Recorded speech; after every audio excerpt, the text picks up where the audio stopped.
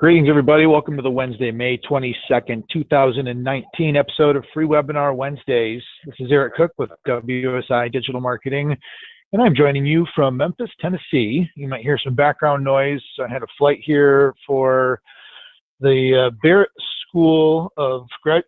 Graduate School of Banking. Make sure I get that correct. I'm teaching there tomorrow, and my flight was a little delayed, and I was not able to get to the hotel, so I found the closest outlet that I could, and we're going live from the airport. So if you hear background noise or announcements, I apologize right now, but I just wanted to let you know that's where I am located, and looking forward to my class tomorrow.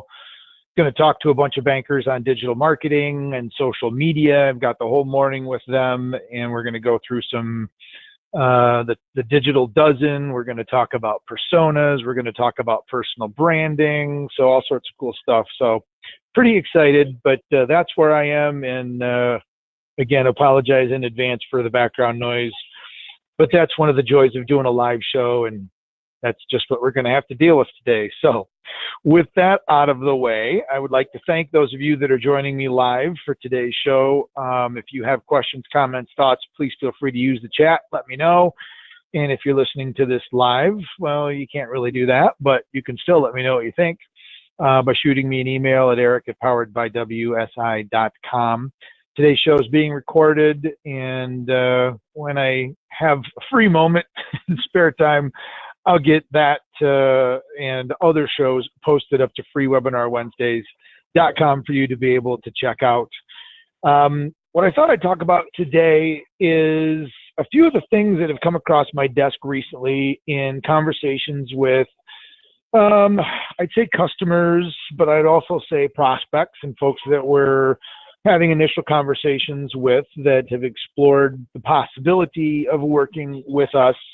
And some of the articles that I've caught and things that I've read, and I'll just kind of put some things on your radar screen for the rest of the week to think about. So first item that I've got up here, you'll see, is an article from Search Engine Journal. And this is one of the feeds that I get pulled into my Flipboard as well as my Google News Reader, because I've got SEO as being an item that I like to keep on top of. It certainly changes on a pretty regular basis. So Search Engine Journal is a great little website that talks a lot about, no surprise, search engine strategies and trends as it relates to SEO and paid search. But I caught an article that came along with regards to ADA and website accessibility. It's been a while since I've talked about that, and those of you that maybe have influence or oversight over your organization's website, this is certainly something that you want to make sure is on your radar screen, because while there's no formal law in the books yet, there has been precedent set in the courts, and businesses have been successfully sued and settled for thousands of dollars in the courts of law here in the United States as it relates to web accessibility issues under what's referred to as WCAG 2.0 level AA standards, which is Web Content Accessibility Guidelines. So a little backstory on the reason that this kind of cropped up. I mean, first off, I saw the article, so it got me thinking about it, but then it was pretty ironic that one of the companies that we partner up with, and there's an announcement coming over the news here, so I'm going to give it a quick second to let that wrap up. Let me put you on mute, and I will be right back.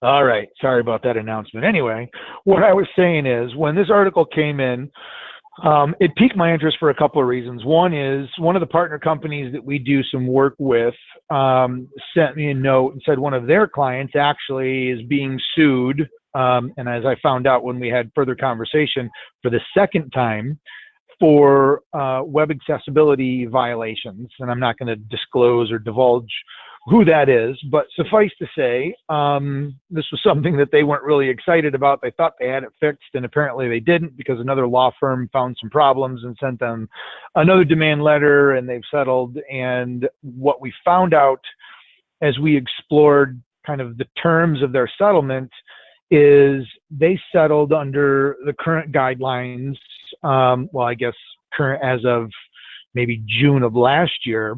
I referred to WCAG 2.0 or level 2.0 status. In June of last year, web content accessibility guidelines were updated to 2.1, which basically gave the standards a refresh, because the original 2.0 were created 10 years prior in 2008. So when we dove in, and the hope was that, you know, we're not going to get sued again because we've settled for this 2.0, it was under 2.0 guidelines. And 2.1 introduced a variety of new elements, particularly in the area of interactive design and mobile, which really weren't around, or if they were, they weren't nearly as powerful as they are today. And so now the risk exists for that organization to potentially be sued again when 2.1 standards become the accepted norm. So they were really interested in what could be done to insulate them from being sued. Now, there's nothing that you can do to prevent somebody from suing you. It's the litigious society in which we live. We don't have any way of preventing that, but you can certainly increase the odds in your favor that if you do get sued, you're going to have a defendable position to be able to fight back and say that web accessibility is indeed something that you are concerned about and working to mitigate. But in this article from Search Engine Journal, it kind of walks through some of the elements of a good old-fashioned how do you fix things at the code level. It talks about things like color and contrast and ARIA labels and alternate text over images. And while those are certainly an important element in the development process, one of the challenges that any organization has, if you're building a website or you have a website built for you, and that website is being changed or updated or modified on a continual basis through a content strategy, which could be supporting a formal SEO effort. But ultimately, any website in today's day and age really needs to be one that's being updated on a frequent basis to show not just customers, but certainly the Google bots and other search engines that the website is one that's becoming, you know, a good trusted resource. So as you introduce new content, there certainly is an opportunity for new content to be introduced and is not accessibly compliant, and that creates problems. So as we talked, and I've mentioned it here before, but for those of you that haven't been part of my ADA accessibility ramblings and soapboxing, one of the companies that we've chosen to partner with our customers, primarily in the financial services space, although I will tell you the company that we spoke with yesterday is not in the banking space, outside of the world of banking, and they're still getting sued for ADA and accessibility. So this is something that doesn't just involve the banking world in which I live primarily, is a company called AudioI. And if you were to hop over to our website, they're powered by wsi.com/ADA. We have an actual page with some information related to web accessibility, some downloadable tools from some platforms that we've looked at. But more importantly, there is a 23-minute and 6-second video overview of how the AudioI tool works, using the FCC's Consumer Complaint Center as an example. Now, one of the things that's interesting is this video has been around for a while. Since the video was actually created and I did the tutorial, the FCC entirely, the entire Federal Communications Commission, has decided to embrace the AudioI technology to make its entire website, not just the Consumer Complaints Division, ADA accessible under WCAG 2.0 level AA standards. And so if you were to go out and visit the fcc.gov website, you will see the AudioI tool there. I'm not going to go through a full-blown demonstration, but the thing that I want to draw to your attention, and it all is going to depend, because AudioI is based off of an annual subscription. It's not exactly an inexpensive solution, but compared to a lawsuit, it's definitely better than getting sued and suffering not only the financial but the reputational damages that come along with a lawsuit. But for a business that feels that this is something that is worth it, the AudioI solution basically mitigates accessibility issues using JavaScript technology and an overlay that sits on top of your website. And over about a 100-day period, it learns what's going on your website, the menus, the structure, the colors, the content, the navigation, and it creates a version of your website that is presented to visitors that are using assistive technology that have some form of a disability, that gives them a version of your website that meets those WCAG guidelines. And because it's set up as an annual subscription model, that platform remains active on your website on an ongoing basis, making sure that any new content that you add is automatically taken care of. Now, you can certainly do that with some internal training. You can develop staff skills. You can work with a web development company that's familiar with those manual elements, and if they're the ones that are doing the updates or you're doing it, you can certainly take that responsibility on yourself. But this is a tool that we've used, and a vast majority of our clients are using this to help them not only make sure that their website is initially compliant, but they have ongoing compliance as well. So it's a pretty important element that you need to start thinking about. I would encourage you to go out and check out the Search Engine Journal article here and kind of read through that, and then just do some good old-fashioned Google searching on ADA, web accessibility lawsuits, web accessibility technology, because it is an important thing, not only from a, hey, we don't want to get sued perspective, but from just a customer service perspective. Almost 20% of the population here in the United States has some form of a disability that would or could preclude them from browsing the internet or using digital technology the way that we normally assume that it can be used if we're fortunate to have all of our faculties. And so blind, deaf, ambulatory, cognitively disabled, those are the four main categories. Close to 50 million people in the United States have some sort of a disability. So not only is it a good thing to do to keep you from being sued, but it could potentially open your organization up to some opportunities with some clients that maybe couldn't do business with you previously, or choosing not to do business with someone that they're doing business with now and looking for a new solution, and that could be you. So check those out, hop over and check out the video if you'd like to take a look at that. If you'd like to talk specifically, have us run maybe a couple of analysis tools against your site just to give you a ballpark idea, that would be awesome, and we'd be happy to do that. Next on the list, and I've got two more things I want to talk about. One is dual login authentication and personal branding. We are working with a couple of banks now on helping to develop personal Facebook pages for their lenders so that they can have a page that represents the loan officer on Facebook, which gives the organization a little bit more control, some access. You can do some auditing, you can run advertising against them. And what's going to happen is they're going to make the lenders, as well as the marketing and compliance people, administrators of these pages, so that they can go in and add content and post information, and then everybody will be managing these lender pages as company pages, but really with a focus on building up the identity or the branding for that individual lender. So before you go ahead and start doing this in your own organization, or if you've got administrative access to any social media site, or even your own personal ones, which I would strongly recommend, because I've had a number of conversations with people who've had their social media profiles taken over because of an email password compromise. I would strongly encourage you, and we're putting it into the policy that's going to be part of these banks' programs, that anybody that has administrative access to these pages has to turn on two-step or two-factor authentication for logging in. So I'm just going to show you the two ways of doing it within Facebook and LinkedIn, because those are the two primary platforms that we're going to use for brand building. But all of the networks that are out there today, even Snapchat and Instagram and Pinterest, they all have two-factor authentication capabilities. So if you visit your Facebook page, or I guess your profile as an individual user, you click on the little drop-down arrow, which gets you to your settings. You can go down here and click on settings.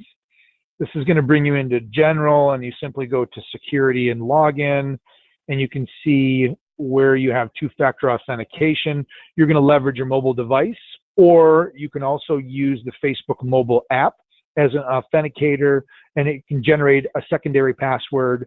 If your phone sends you a login request code and you have not recently logged into Facebook, that means somebody has your email address and your password, and they are in the process of trying to get into your Facebook account. And if your Facebook account has administrative access to your organization's page, or maybe your church or a nonprofit, once they get control of your Facebook, they have access to your friends, they have access to your pages, they have access to some personal data.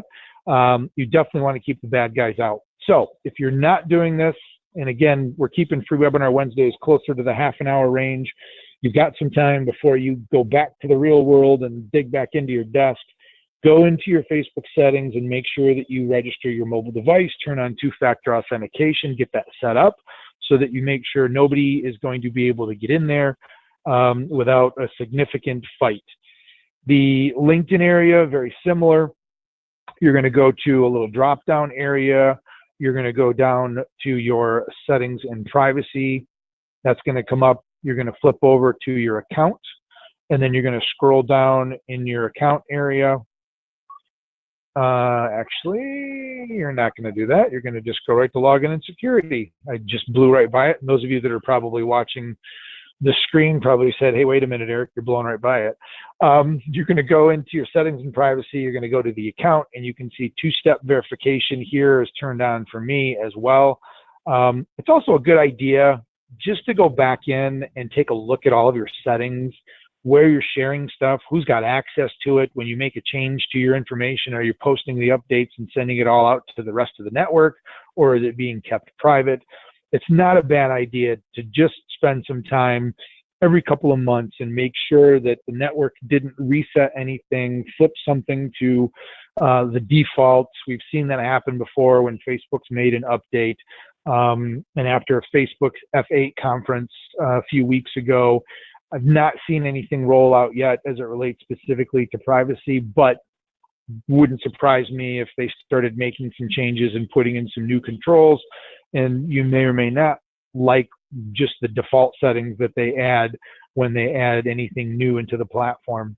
So spend some time making sure that you're going to be secure. If you're an active person on Twitter, you're going to want to make sure you take care of that. If you use Instagram, take care of that. But those are a couple of the site examples here just to make sure that you are protected and the bad guys stay out.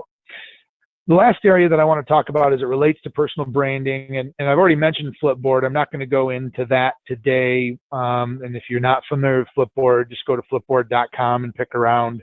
Content-wise, they're one of the best places that I go when I get articles and inspiration for stuff that I want to share, or if I'm interested in getting just articles for inspiration for a blog post. For example, the Search Engine Journal article that I talked about at the beginning, we're in the process of actually creating a blog post, sharing some of our perspectives on web accessibility, drawing attention to the AudioI tool as a potential solution. So they can give you some good inspiration for writing up some articles as well. So as you're thinking about your personal branding efforts, whether it's for you individually, or maybe you want to up your game as it relates to your business or your organization, a couple of the conferences that I've been to recently, and we've got an announcement going on again in the background. So I'm using a noise canceling headphone. You'll have to let me know whether that really is canceling noise or if it's doing a poor job. But a couple of the conferences that I've been to recently have talked about the importance of video in your social media activities, whether it's native video, whether it's, you know, first person holding your camera in front of you and talking, or it's creating video that you can post out as advertising. There's 3 platforms that I just want to draw your attention to that I think are worth checking out. I believe all of them have a trial that you can use just to kick the tires and see how it works. Promo.com, wave.video, and either Annie or Anna, but Animoto. Those are probably 3 of the leading video creation platforms out there.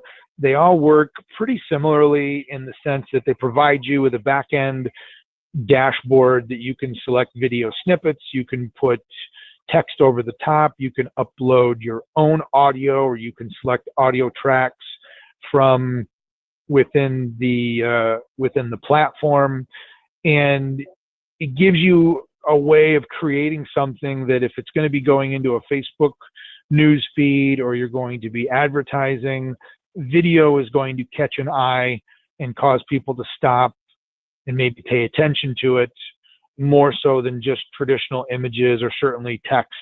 And so if you're not looking at ways to leverage video, these are a couple of the platforms that I would recommend taking a look at. We are likely going to be moving forward here within our office with the wave.video platform. That seems to be one that is resonating more for us than the other 2, but I've talked to people that have used all 3 of these, and those that have embraced their chosen platform really just seem to love it. So give those a shot if you're interested in kind of messing around, playing with some video. If you create some video and you want to brag or maybe get some feedback, by all means, send me a link. I'd love to check it out and give you some thoughts. But Promo, Wave, and Animoto are 3 video platforms that you might want to invest a little bit of time kind of playing around with. If you're not the one that really manages the promotional efforts for your organization, I would suggest maybe having some conversations with either the folks that do the marketing, your marketing people within the office, your agency, or maybe you're doing some video now, and that's great. But these are 3 tools that certainly would encourage you to pass along and have them check out. The last little bonus item, I'm a Buffer user. Buffer is a tool, and I've mentioned it in conjunction a lot of times with Flipboard.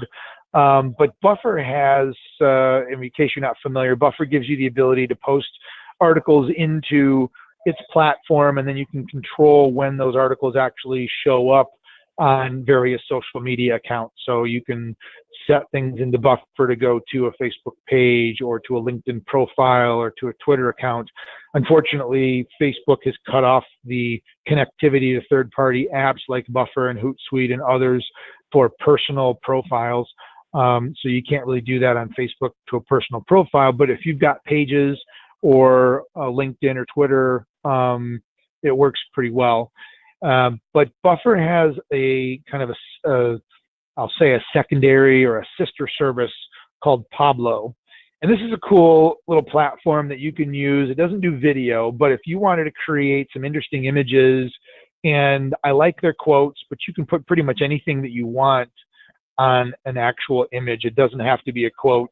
But if you go to pablo.buffer.com, the first time that you're there, you can just walk through a series of little how-to tips, and it gives you some ideas. And this is an interesting way to kind of create just some visual content that you might be able to throw out there just to get people thinking. If you've ever heard me talk, you know that I'm a big fan of golden retrievers. We don't have human kids. We have 4-legged kinds, and 2 of them in the household now. So I just went here and searched for the images and found a golden retriever. You can see tons of golden retriever pictures here that you can pick from, but you could go cycling, fishing, outdoors, whatever it is that you're really looking for. There's a ton of photos in here that you can pick from. So you just grab a picture, click on it, it uploads it over here so you can kind of see it. And then you have the ability to change the size. So I'll tell you, I really don't use the Pinterest size but I will use the square, which, I can grab one of those and send it out. It's primarily for Instagram. And then you've also got kind of more of the landscape, which is good for Facebook and Twitter. Either one of those you can test and see which one comes across better for LinkedIn if you want to share some of those. You've got some basic contrast capabilities here, so you can kind of give it some different tints if you want. And then you also have the ability to control, you can put a header on, you've got the body content, you can drop a caption in there if you want, and then you can scroll through some quotes. So you can find an inspirational quote if you would like to, and maybe, kind of on a Monday morning, kind of flip through these, excuse me, and see maybe if any of these might start your week off on a good note and share it with the audience. Obviously, not a lot of salesy schmalesy activity going on here, but really more of just a feel good, set the mood type of a post. And then you can also drop in a logo or a graphic if you would like to do so. Clicking on the text gives you the ability to select different font styles. You can also make it bold, italics, you can make them larger, you can change the orientation and even the color. So it's a really, really basic image editor. So I like it because it's not super sophisticated. There's not a ton of things that you need to do in order to kick something out that looks pretty cool. But it is kind of an interesting thing that you can use, and just kind of gives you a cool way of creating some maybe thought-provoking images. When you're done, you can simply click here with share and download. Now, if you do have a Buffer account and you want to just share it right through Buffer, you can certainly do that.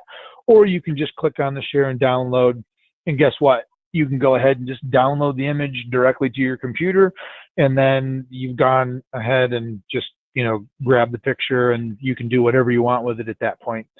So cool little tool. Again, totally free to use. And this is just kind of an interesting way of giving you some cool images that you can use in setting your brand.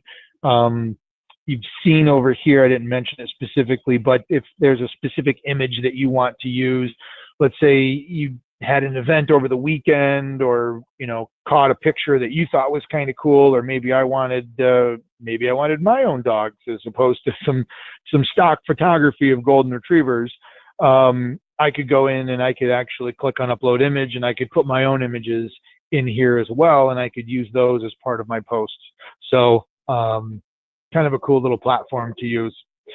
So, and yes, there was a comment that came through the chat that said, surprise, you're using a golden retriever. So, yep, not gonna hide the fact that I'm a golden retriever lover. So, but those are the things that really I just wanted to share with you today. Hopefully they've been helpful. Again, take a peek at web accessibility. It's an important issue, not just from a risk-based perspective, but also from a customer service, making sure that you're serving as broad an audience as you possibly can. If you would like to get a report against your website, or maybe you would like to get a report against your competitor's website too, to see how you stack up, just get in touch and let me know. There's a form actually on that ADA page that you can fill out and let me know. Make sure double check your security settings, get those login authentications in place, play around with some video, and then maybe give Pablo a spin. And if you come up with anything cool or creative, I'd love to see it. Send it my way. Tag me on LinkedIn. Tag me on Twitter. So with that, I'm going to go ahead and wrap today's show. I appreciate everybody joining me for this week's webinar. We'll be back next week. Those of you here in the States, enjoy a wonderful 3-day Memorial Day weekend, and we will see you next Wednesday here at freewebinarwednesdays.com. Until then, make it a great week. Talk to you later.